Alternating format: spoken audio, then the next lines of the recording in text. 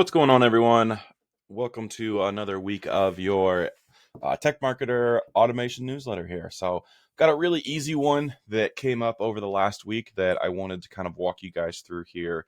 And that is, how do you create service requests inside of AgencyZoom when your customers email you their service requests? Instead of having to manually go in and create that, how do I automate that process, right?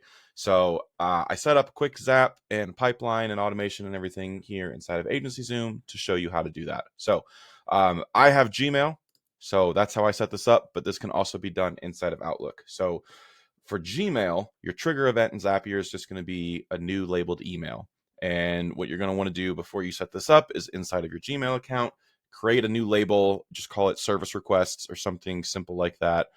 In Outlook, your trigger is going to be when a new email is added to a folder, and you're just same thing. You're going to create a folder called service requests. Everything after that is exactly the same, right?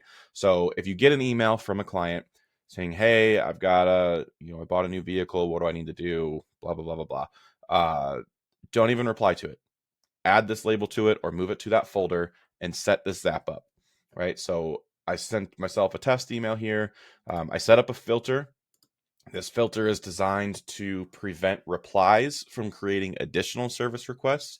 So all I set up here is that the subject does not contain RE colon, right? The universal reply thing that goes in here. So obviously this one went through without an issue.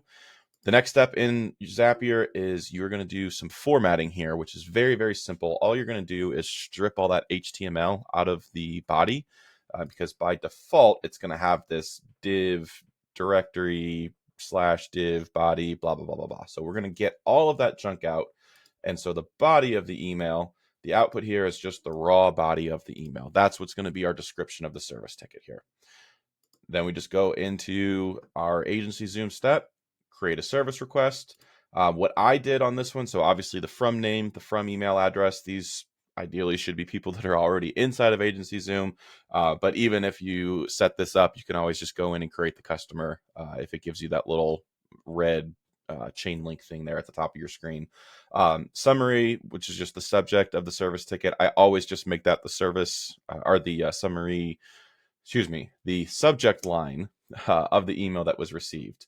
You can come in here and customize all this as much as you want. I've got to go into a test service pipeline, round robining, and then I also created this tag before I set up this Zap, the service request via email.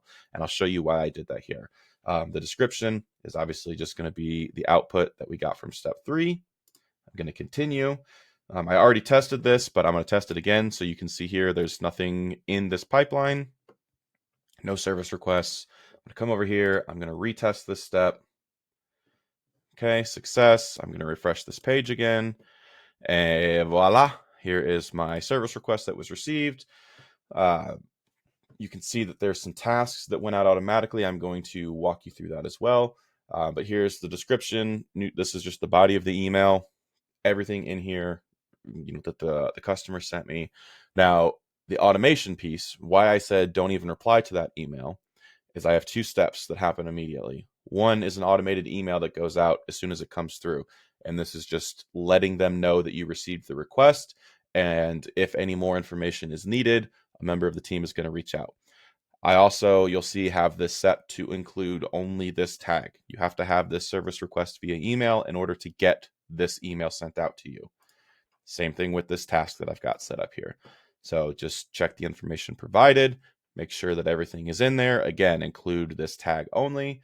It's going to assign to the CSR that's assigned to the service request. And then I also put on here too, if there is anything that is missing, let them know, and then move this ticket on over to waiting on info or info needed or waiting on customer or whatever you have that stage set up as in your service pipeline.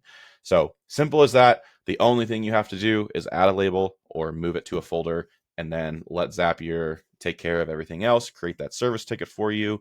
That way you don't have to be responsible for replying to everybody. Just as soon as you get it, slide that bad boy over. You can do it from your computer, your phone. Super, super simple way to create service tickets to make sure nothing gets missed. So your E&O provider is going to love that. And your customers are going to love that you're automatically replying back to them saying, we've got your request. We'll take a look at it. So that was this week's edition of the newsletter. Next week will be fun as well. Hopefully, this was helpful for you guys, and I will see you all next week. Take care.